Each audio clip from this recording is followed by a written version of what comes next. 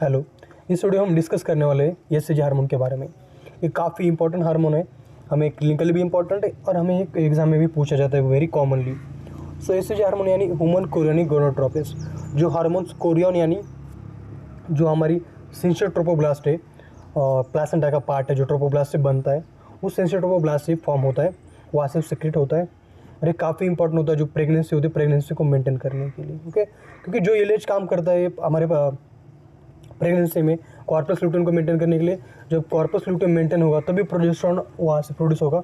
जब progesterone produce होगा तभी वो प्रेगनेंसी सस्टेन कर पाएगी, मेंटेन कर पाएगी और एक प्रॉपर काफ़ी जो 9 मंथ्स 7 डेज तक के लिए और रह सकती है। ओके, जब ये एसएचजी नहीं होगा, ये कम होगा या कॉर्पस ल्यूटेम नहीं होगा तो ये प्रीटर्म लेबर भी हो सकता है, अबॉर्शन भी हो सकता है। ओके, जिससे चांसेस भी है।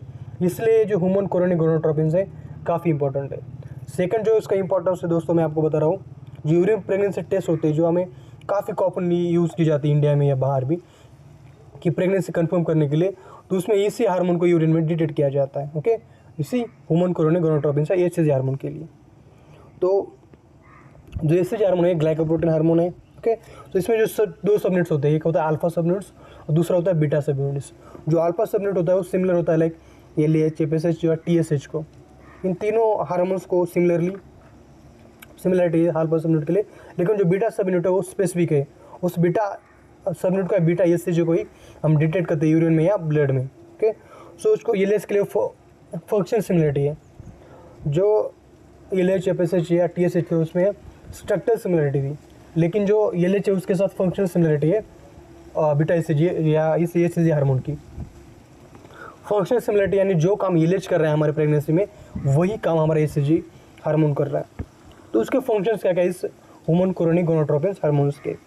तो ये क्या कर रहा है, कॉर्पस ल्यूटेम जो हमारा प्रेगनेंसी का है उससे मेंटेन कर रहा है। उसे मेंटेन करना क्यों जरूरी है, क्योंकि जब वो मेंटेन रहेगा तभी जो प्रोजेस्टेरॉन हार्मोन है, जो काफ़ी इंपॉर्टेंट हार्मोन है हमारे प्रेगनेंसी को मेंटेन करने के लिए, वो प्रोड्यूस कर पाएगा। ओके, सो एलएच का जो फंक्शन है वो बाद में जाके एसएचजी पूरा कर रहा है। ये एसएचजी हार्मोन ही फर्स्ट स्टिमुलस देता है, जो टेस्टोस्टेरोन जो मेल्स के टेस्टिस से प्रोड्यूस हो रहा है उसको प्रोड्यूस करने के लिए जो फर्स्ट स्टिमुलस होता है वो यही एसएचजी दे रहा है। नॉर्मली जो हमारे बॉडी में है, जो मैन की बॉडी है उसमें जो एलएच हार्मोन है वो स्टिमुलेट करता है अडल्ट लाइफ में। ओके, लेकिन जो फर्स्ट स्टिमुलस होता है उसको प्रोड्यूस करने के लिए वो एसएचजी हार्मोन होता है।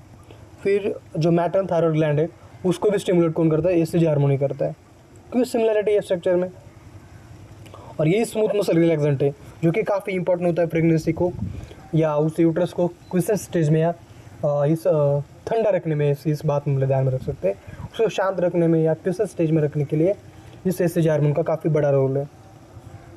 उसके बाद जो सबसे इंपॉर्टेंट जो क्लिनिकली सिम्टम्स या प्रॉब्लम्स होते हैं फर्स्ट या सेकंड ट्राइमेस्टर में किसी भी लेडी को, यानी वो मॉर्निंग सिकनेस या जो वोमिटिंग होती है या नोज़िया होता है, जो हमने बॉलीवुड मूवीज़ में काफ़ी समय के लिए हमें देखा है कि किसी भी प्रेग्नेंट लेडी को हमें प्रेग्नेंट दिखाना है या उस सीन को दिखाना है तो हम वोमिटिंग या नोज़िया दिखाते थे।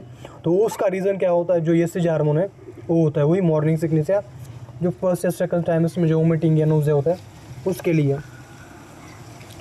उसके फीचर्स क्या क्या है, SHG hormones can be detected early as 8 days after fertilization, यानी 22 डेज पे ही हम उसको ब्लड में डिटेक्ट कर सकते हैं।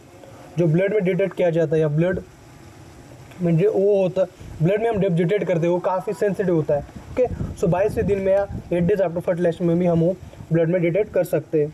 यूरिन में डिटेक्ट करने के लिए उसको काफ़ी समय लगता है, यानी 15 to 16 डेज लग सकते हैं, यानी 28 डेज तक हमें जो मेंस्ट्रुअल साइकिल का 28 डे होता है, फर्स्ट जब मेंस्ट्रुअल जो पीरियड मिस होता है तब तक हमें रुकना पड़ता है उसको यूरिन में डिटेक्ट करने के लिए।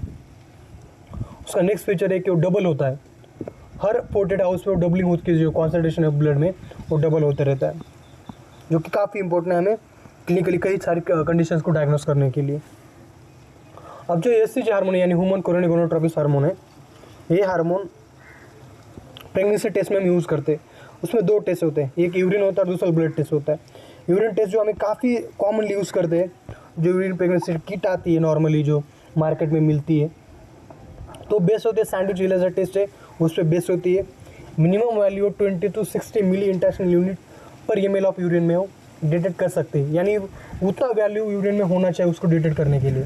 ओके, और ये अर्लियर डिटेक्शन हम कब कर सकते हो, यूरिन प्रेगनेंसी टेस्ट भी है, तो first day of miss period होता है तब हम इसको कर सकते हैं, तभी हम उसका अर्लीस्ट डिटेक्ट कर सकते हैं, उससे पहले हम डिटेक्ट नहीं कर सकते।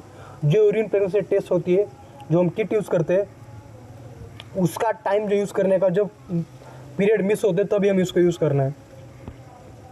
नेक्स्ट है ब्लड टेस्ट। ब्लड टेस्ट जो है ये मोर सेंसिटिव है, मोर सेंसिटिव मैंने आपको बताया।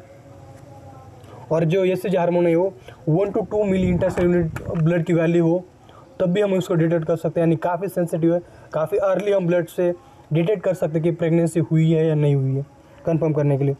उससे भी मोस्ट सेंसिटिव जो टेक्निक्स है लाइक फ्लोरेसेंट इम्यूनोसे या रेडियो इम्यूनोसे, ये दोनों टेक्निक यूरिन या ब्लड से काफ़ी सेंसिटिव है।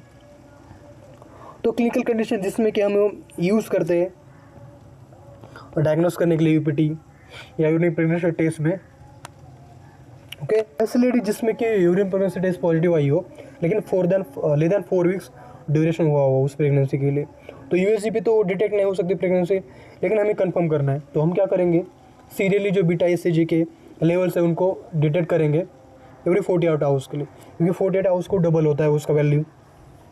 समझो कि वैल्यू बड़ा है लेकिन लेस देन 30% उसकी इंक्रीज़ है, तो इसका मतलब कि प्रेगनेंसी है लेकिन वो एक्टोपिक प्रेगनेंसी, प्रोबेबिलिटी है कि उसका एक्टोपिक प्रेगनेंसी है, क्योंकि जब उसका वैल्यू बढ़ता है लेकिन वो 33 to 66% या 60% से ज़्यादा बड़ा हो तब भी वो इंटरव्यूटेंट प्रेगनेंसी हमेशा उसको मानते हैं, क्योंकि इंटरव्यूटेंट प्रेगनेंसी में जब प्रेजेंट होती है किसी भी लेडी में, तब जो बीटा एसएचजी का वैल्यू हो एवरी 48 आवर्स को 33% से 66% तक बढ़ता है, और वो बढ़ना ही चाहिए, ओके। 33% से कम बढ़ा हो इसका मतलब कि वो प्रेगनेंस है लेकिन इंटरव्यूटेंट प्रेगनेंसी नहीं है, वो एक्टोपिक प्रेगनेंसी होने के चांसेस ज़्यादा है, ओके। सो जब उसका वैल्यू 48 आवर्स को कम हुआ हो, बढ़ने से ज़्यादा कम हुआ हो, इसका मतलब कि अबॉर्शन हुआ है, उसके कारण ही उसका वैल्यू कम हो रहा है, ओके। बढ़ा है लेकिन बढ़ना कितना चाहिए, 33% टू 66% बढ़ना चाहिए, तभी हम कह सकते हैं कि वो इंटरव्यूटेंट प्रेगनेंसी है। अब कौन सी वैल्यू है कि जिस वैल्यू के बाद हमें इंट्रायूटेराइन या यूएसजी पे जेस्टेशनल सैक दे सकती है, तो टीवीएस पे देखने के लिए minimum 2000 international unit beta SHG की वैल्यू होनी चाहिए, और टास एब्डोमिनल स्कैन जब हम करते हैं तो 6500 इंटरनेशनल यूनिट पर ml जो बीटा एसएचजी उसकी वैल्यू होनी चाहिए, तभी हम उसको जो जेस्टेशनल सैक है हमें यूएसजी पे दिख सकती है। तो कई कंडीशन है जिसमें कि जो बीटा एसएचजी वो बढ़ जाता है या कम हो जाता है, like condition like twin pregnancy, molar pregnancy, RS negative pregnancy, down syndrome या जेस्टेशनल ट्रोपोब्लास्टिक न्यूप्लाजिया डीटीएन, उसमें क्या हो जाता है जो बीटा एसएचजी वैल्यू है वो बढ़ जाती है, ओके।